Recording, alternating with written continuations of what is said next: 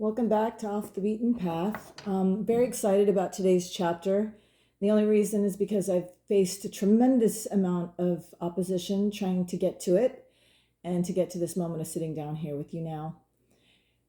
Verse 1, Now I would that ye might know that after my father Lehi had made an end of prophesying concerning his seed, it came to pass that the Lord spake unto him again, saying that it was not meet for him, Lehi, that he should take his family into the wilderness alone, but that his sons should take daughters to wife, that they might raise up seed unto the Lord in the land of promise.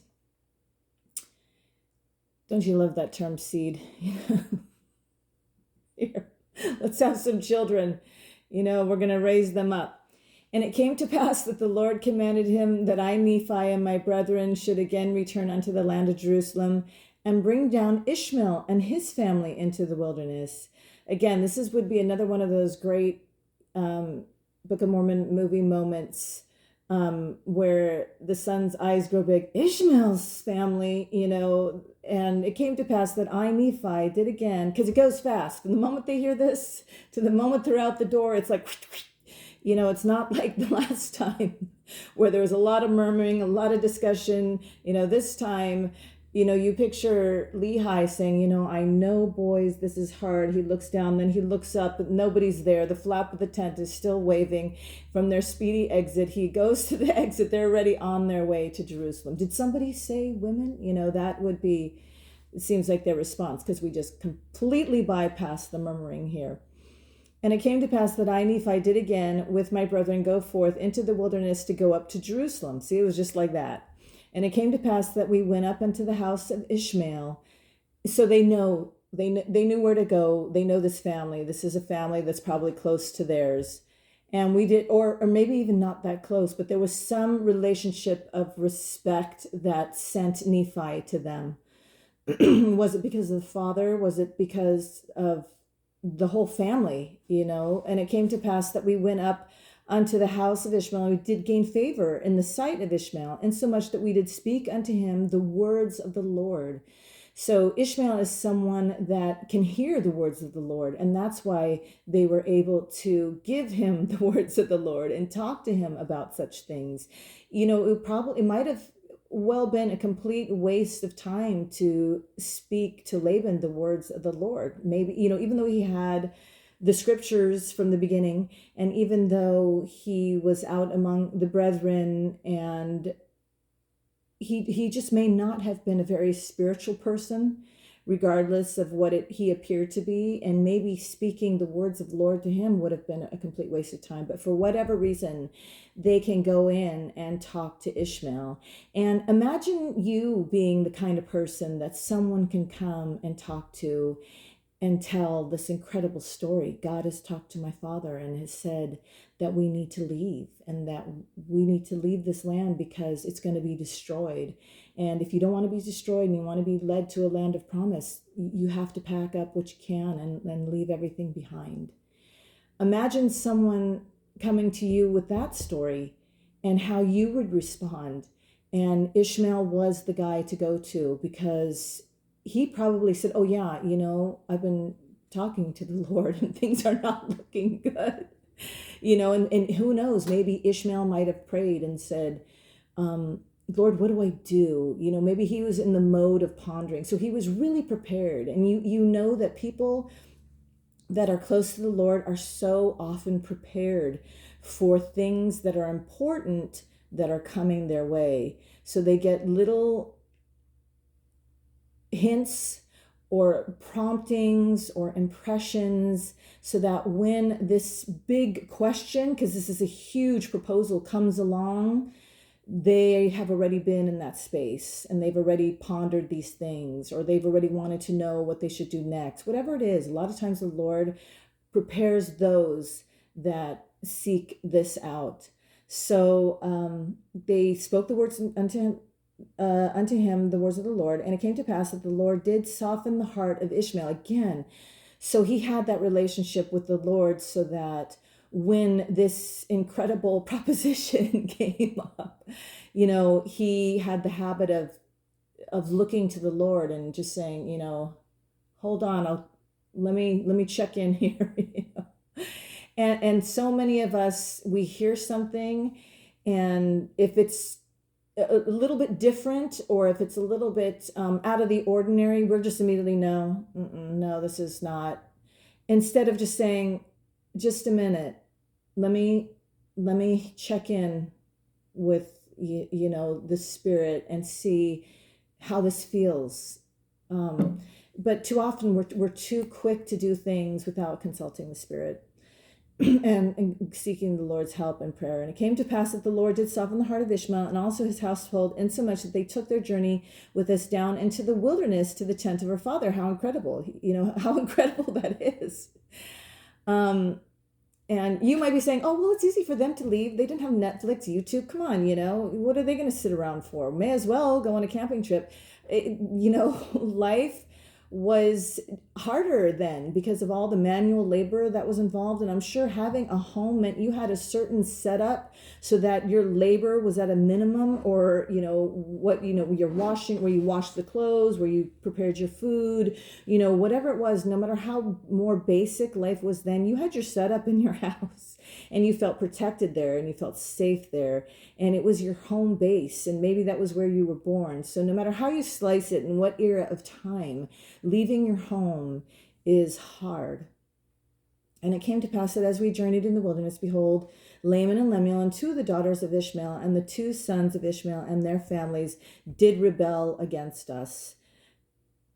So on the one hand, this is bad news, but on the other hand, this is good news, because we see, wow, Laman and Lemuel found a wife. Thank goodness that they were matched up with the right two daughters, because on the way there, I'm sure Nephi is thinking, oh man, who's going to end up with Laman and Lemuel? Knowing Nephi, I'm sure he's thinking, well, now Nephi can go, oh, okay, you guys fit. And the two sons of Ishmael and their families did rebel against us, yea, against me, Nephi, and Sam, and their father, Ishmael, and his wife, and his three other daughters. So Nephi's like, oh, whew, at least I've got three to pick from. And it came to pass, in the which rebellion they were desirous to return unto the land of Jerusalem. And now I, Nephi, being grieved, and I'm sure that first exchange when they came, there was probably such a good feeling, where have you been? And, we've left, but the Lord has come, has told my dad that we need to come back and get you. And I'm sure there must have been a lot of goodwill, and the Spirit must have been present. And, and then after 3 days or however many days it was, no, it just says, and it came to pass that as we journeyed in the wilderness, we don't even know a time frame. It could have been 15 minutes. We don't know, but they're in the wilderness. And at some point they're like, wait a minute, wait, what? We're actually leaving? And so it's very easy to see how this had a delayed reaction. And now I, Nephi, I'm sure Laman and Lemuel, they kind of were attracted to a certain person. They get to talk to them and are like, okay, I'm just glad I have a wife. Let's go to the wilderness campfire. But then he starts to discover, hey, I don't want to leave either. Hey, well, neither do I. Hey, well, we have two houses now. You get one, we'll get the other. Let's go back, And so it sounds like a really good idea, whatever it was they're thinking. And now I, Nephi, being grieved for the hardness of their hearts, therefore I spake unto them, saying, yea, even unto Laman and unto Lemuel, behold, ye are mine elder brethren, and how is it that ye are so hard in your hearts and so blind in your minds, that you have need that I, your younger brother, should speak unto you, yea, and set an example for you?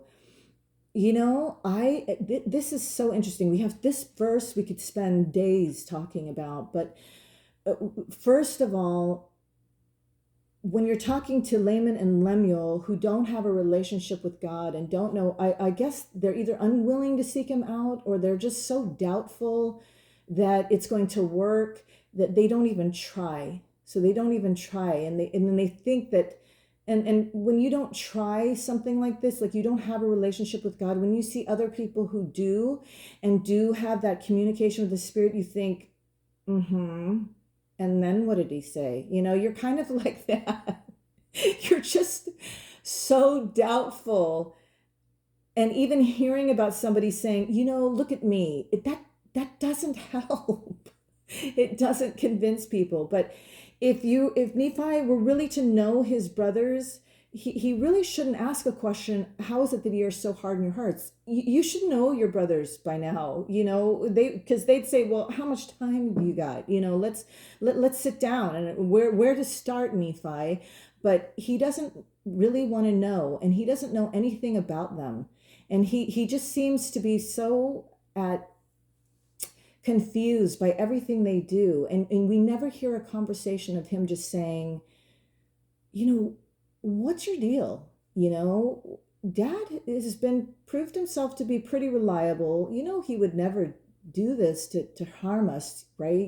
That. And I think this is why their rebellions are always short-lived, because somewhere in their minds and hearts, they know that their dad is a pretty good guy. And they probably just think, I want to accuse my father because this makes no sense. But then on the other hand, I'm torn because, he's done okay by me so far. So this is a terrible situation to be in.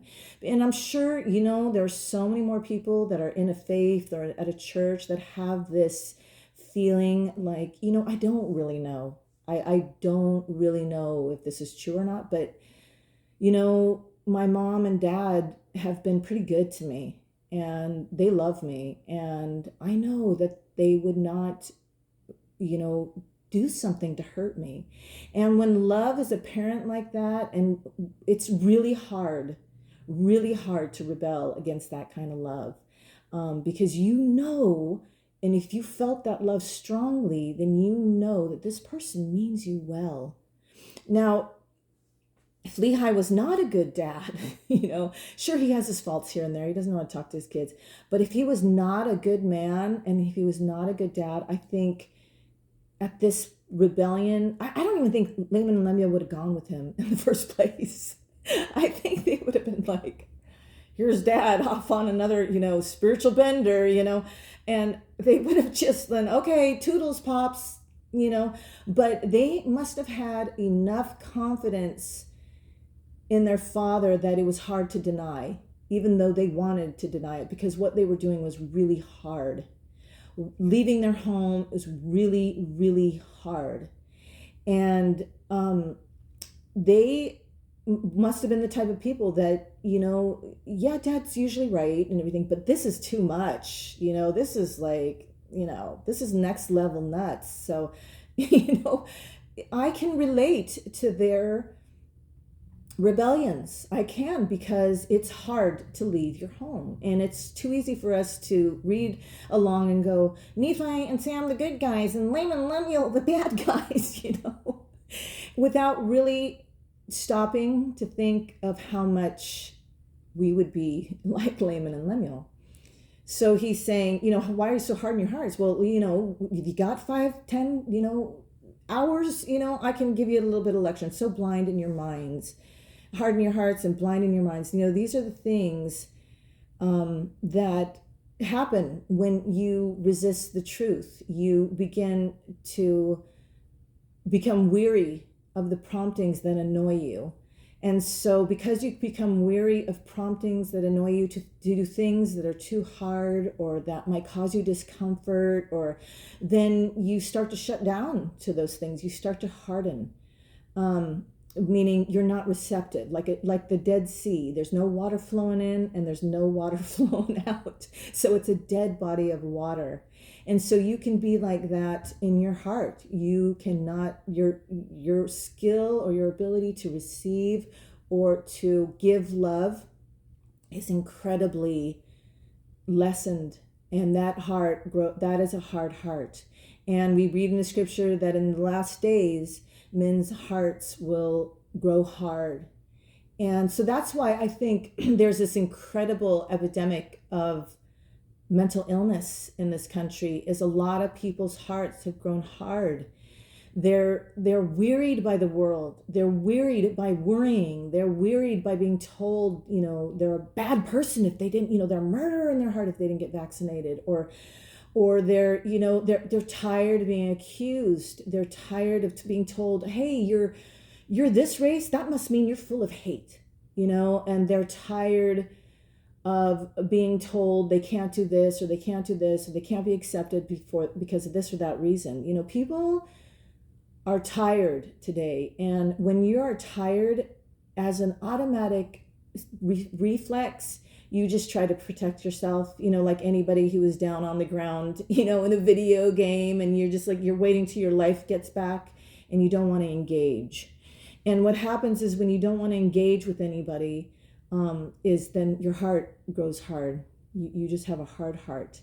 And the problem with the hard heart is not only can you give and receive love for the people just around you, but then that affects your spiritual life. And you're no longer able to feel the communication with the Spirit or the promptings from God. And that's a really difficult situation to be in, because it's like you're breaking down an important radio. You're just like taking the batteries out of your transistor radio. Now communication is even less in a place where you feel lost. So having an open heart is so important. There are so many religious people who claim they're good, they go to church, they do this, they do that, but their hearts are so closed. Their hearts are so closed because they got it in their head that living the gospel means I'm not going to cry, I'm not going to suffer, I'm going to be blessed with this incredible smile on my face all the time, and so because of that, if you think you're going to be able to be human and live like that, well, you're going to be abusing the heck out of antidepressants to make that possible. Ooh, I hope I don't get in trouble on YouTube for saying that. But I mean that in a way that you want to help you manage life rather than just dealing with the fact that life is really hard. And you're totally legit to use antidepressants if you need them. I didn't mean that. Don't give me 50 billion comments saying that I'm evil. I don't mean anything evil. What I mean is that there are a lot of people who think they shouldn't handle life because life is hard. They shouldn't have to go through everything that everybody goes through because life is hard. And so they want to minimize any kind of suffering, any kind of discomfort. But that's kind of like the way the world is going, though. We need to have heaters in our cars now for our butts. Even our butts can't be uncomfortable. Our bums, okay, I'll use a more, our bottoms need to be heated. We're more and more convinced that we should not experience any kind of discomfort. Heartburn, take this. Headache, take this. You feel this, take that. We're constantly being bombarded with the idea that we should never experience discomfort.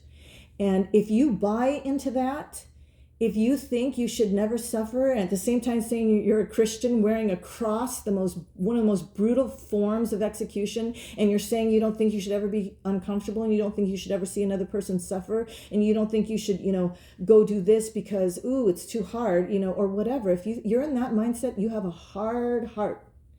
You have a very hard heart.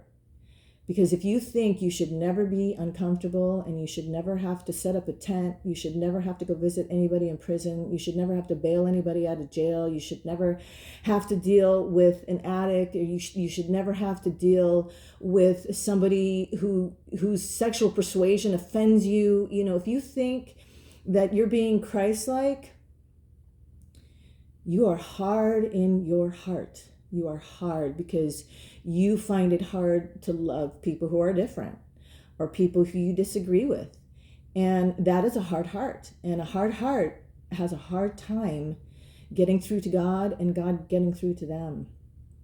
Same as a blind mind. Eastern philosophy talks about this, calling it the third eye. You have your two good eyes and you have a third eye.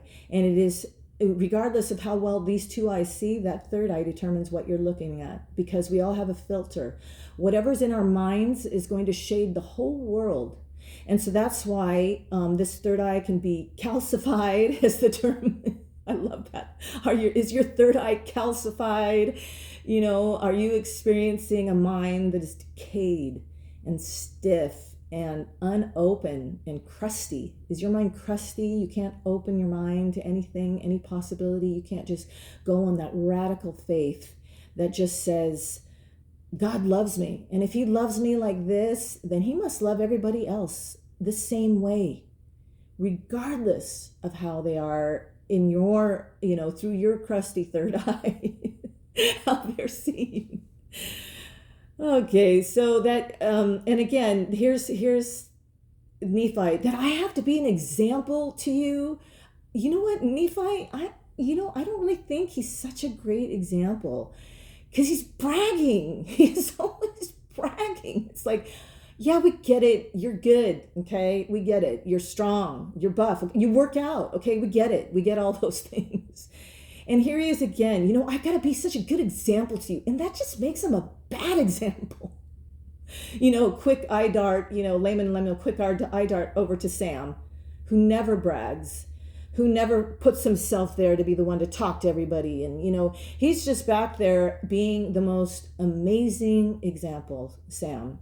Because I'm sure he expresses, and I'm sure Laman and Lemuel tried to win Sam over, because why not? They know he's not as nutty as Nephi. So, and I'm sure Sam must have said a few things to them that made him such a good example, because you never hear Sam talking. Who said, preach the gospel, and if necessary, use words? Well, Nephi is full of words, okay? He is full of words. And Sam is the one preaching the gospel by just being the example. Of course, he gets no, airtime. He gets no, in the movie, he'd practically be, he'd be on an extra salary, But what an incredible example we have in Sam, because he is really the incredible example, because he doesn't have the visions. He's just like them in so many ways. And yet there's something about him that allows him to recognize truth and follow it when he sees it. So I just can't say enough good things about Sam. How is it that ye have not hearkened unto the word of the Lord? How is it that ye have forgotten that ye have seen an angel of the Lord? Again, they didn't forget. Nobody forgets if they've seen an angel, okay? Not even if they're, hit with a forget-me stick. They're not going to forget. It's just there was no room in their crusty mind for an angel of light. There was no file in their darkened minds for, angel of light. It was not that they forgot the angel of light. They didn't know how to hold on to that angel of light. There was no place there. And how is it that you have forgotten what great things the Lord hath done for us in delivering us out of the hands of Laman, and also that we should obtain the record? And how is it that ye have forgotten, here, he sounds like a nagging wife, and how is it that ye have forgotten that the Lord is able to do all things according to his will for the children of men? If it so be, he's not really asking a question so much as preaching at them. If it so be that they exercise faith in him, wherefore let us be faithful to him. Nephi, bless his heart, as they say here in the South, he does not know how to communicate with people. He has no skills in communication. He thinks by talking at Laman and Lemuel that somehow he's going to change their mind, and especially talking to them when they're in the middle of a rebellion and they're in the middle of a big family fight, and you think throwing in your 2 cents about anything gospel related, that somehow there's suddenly a light bulb's going to go on, and your excellent brains are going to win them over. And so on the one hand, we're grateful for this record because Nephi says a lot of great things.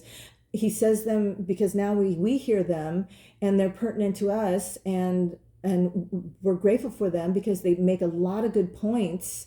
But at the time you're thinking, this is not helpful to Laman and Lemuel right now. And if it so be that we are faithful to him, we shall obtain the land of promise. And it's like they don't even care about the land of promise.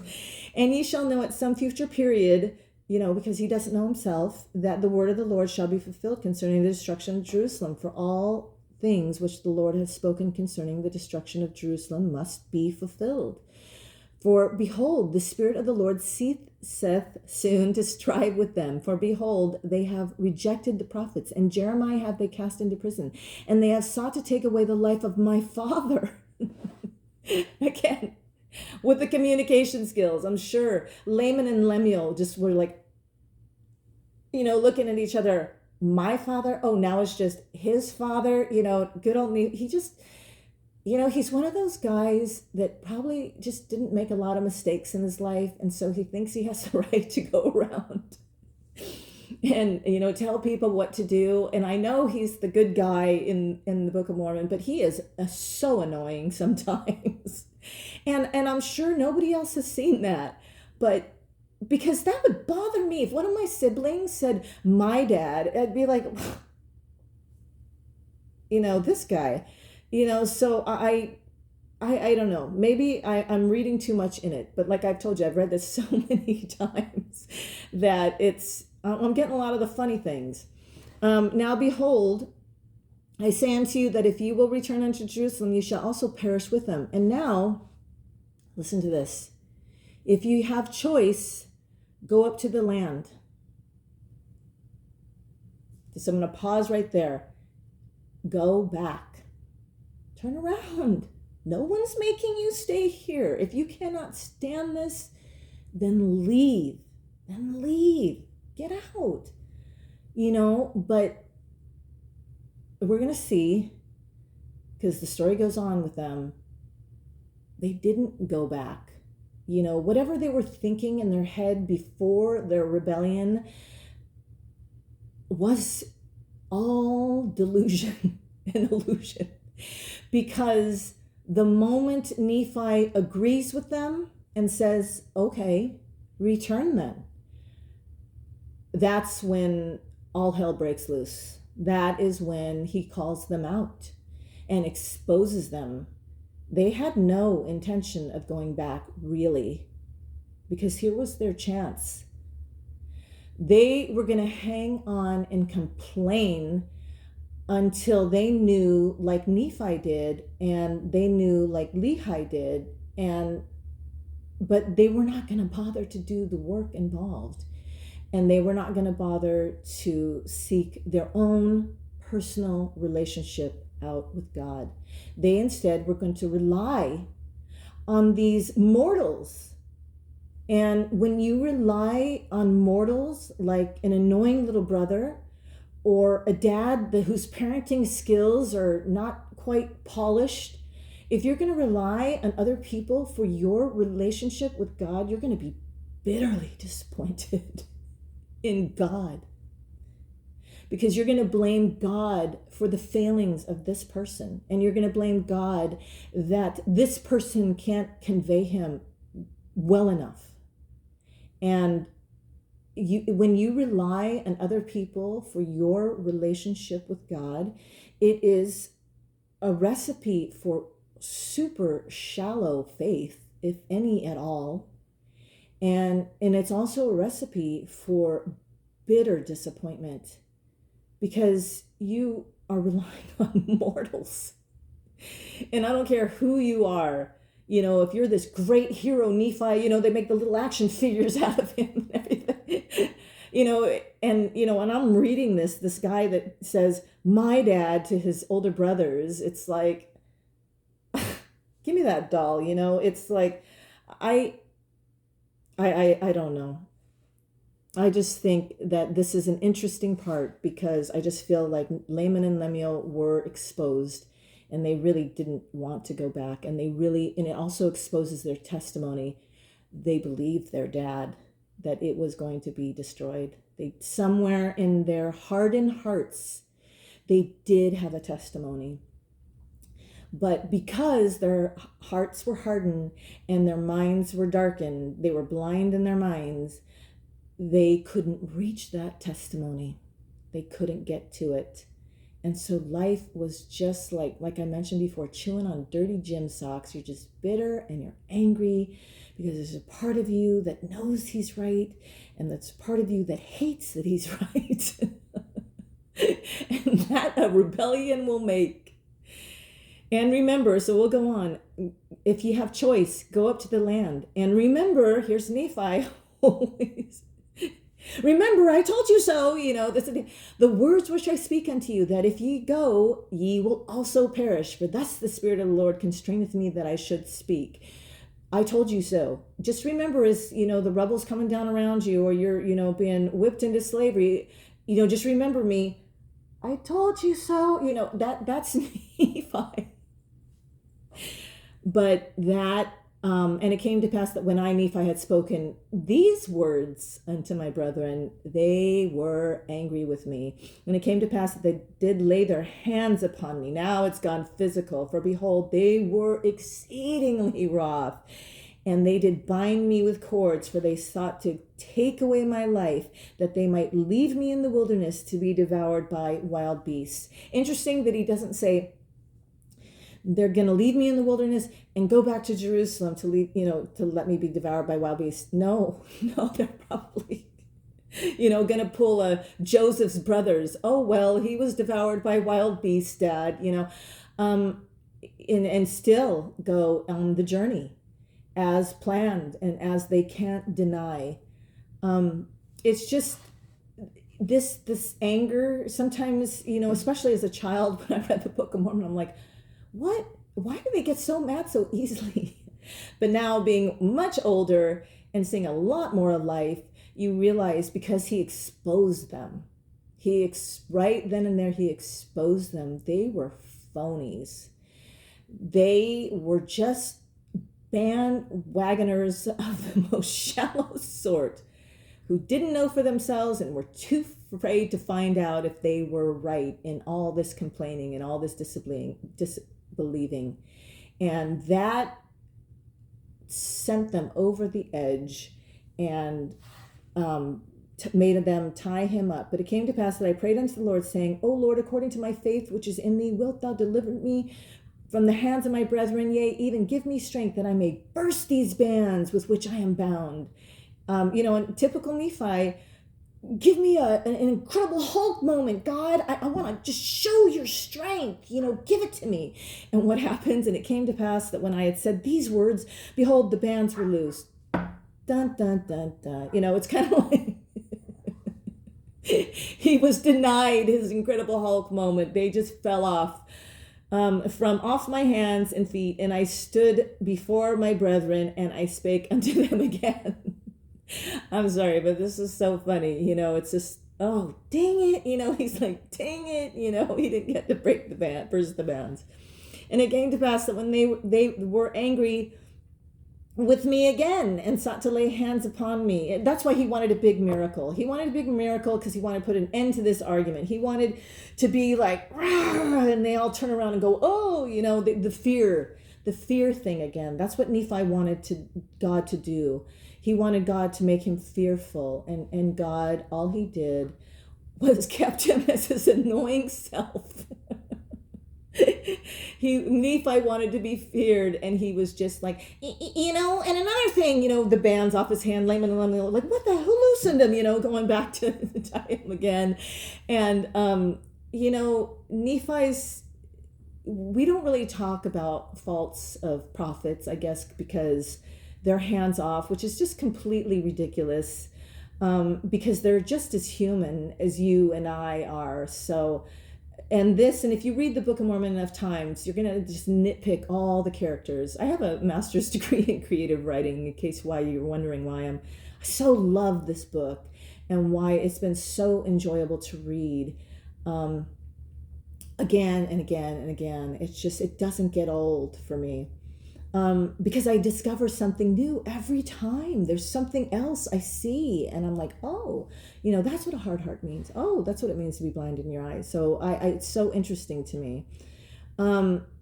So they sought to lay hands upon me, but behold, one of the daughters of Ishmael, again, this works out for Nephi. Now he's already got picked out who he's going to propose to, or, request as it went in those days. Number 3, please, however it went. Yea, and also her mother and one of the sons of Ishmael did plead with my brethren. And you wonder why Ishmael wasn't in the pleading part of this deal. And you just imagine maybe he was a wiser dad than Lehi and said, honey, I am going to say things I'm going to regret. So you go ahead and take care of this, because I will say things that'll just make the situation worse. So, he steps back and lets his wife and his daughter and a son, one of his sons, take care of it. And they did, insomuch that they did soften their hearts, and they did cease striving to take away my life. I just wish Nephi was a little less egocentrical and included what they said to calm them down. I wish that we got their words. What did they say? I really wish, what did they say to Laman and Lemuel? Maybe they reiterated, this is not good for you to wanting to kill your brother. Maybe it is better if you go back to Jerusalem. You have the houses there, just for everybody's sake, my sisters want to go with you, maybe that's best. And just being so sweet to them for what they really don't want, even though they claim that's what they want, for what they don't want. And then, just talking to them in a way that could soften their heart means that they were showing compassion toward them. They were being compassionate in some way, even if they were wrong. They were just went over and tried to talk to them. And I so appreciate that, because so many times when someone's angry or upset, it's like this big tidal wave that nobody dares dive into, and people just kind of, roll their eyes, look around, and but how amazing to have people like that in your life, that when you're raging and you're just so upset, you're not making any sense, your prefrontal cortex is back to 8 times, and you're just an animal right now, and somebody comes over, some little lady and her daughter and a son, and just saying, oh, I know Nephi can be so arrogant sometimes. But you don't really want to go back to Jerusalem, whatever it was. Just speak to someone in love. Again, I can't reiterate how worried I am about the mental health crisis, because nobody's talking to anybody. Nobody's just going to that guy, I am so sorry you were mistreated at work. Tell me about it. Talk to me. What's going on? Spill it, get it off your chest. Because if people are not able to connect with other people, they cannot fully, get off their chest things that are driving them crazy. And if you can't be there for other people, the way these wonderful 3 went over and just said, you're being insane, but I'm going to go try and talk to you anyway. What amazing examples. The Book of Mormon to me is so pertinent to our day. The fact that I don't even know anybody that would go and talk to somebody that was raging like that, tying of people and everything. I don't know anybody, I don't think. I hope I would be brave enough to go to somebody and go, I just want to talk to you. I just want to see what's going on.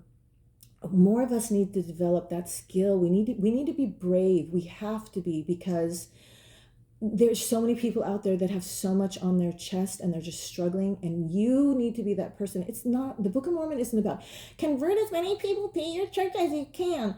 That isn't the Book of Mormon at all. It's like, look, you're going to face similar circumstances. People are going to be raging in your day. You need to develop these skills. Please get this out there. Let people know they need to develop this, because they are rescuers. Maybe they don't wear a badge, or they don't wear, a helmet for they're not firemen. They're not rescuers. They're not first responders, but they're like the Sams of the world. If you can just be there for people and listen to people and approach even raging people. I'm not saying go to somebody with a gun. That's not what I'm saying. I'm just saying before they get the gun, talk to people before they're there. because you know who's raging around you. You can feel it. It's palpable. You can feel it. Unless you are so dead in your mind, blind in your mind and hard in your heart, you can't feel anything anymore. But for those of you who still can feel, talk to people. Just be there for people. Let them express to you. It's going to cut into your Netflix time. It's going to cut into your YouTube time. Do it. Do it. The world depends on it, really. It really does. And it came to pass that they, talking about Laman and Lemuel, were sorrowful because of their wickedness, insomuch that they did bow down before me and did plead with me that I would forgive them of the thing that they have done against me. And it came to pass that I did frankly forgive them all that they had done, and I did exhort them that they would pray unto the Lord their God for forgiveness. You know, Nephi, can't you just say, I forgive you, and just...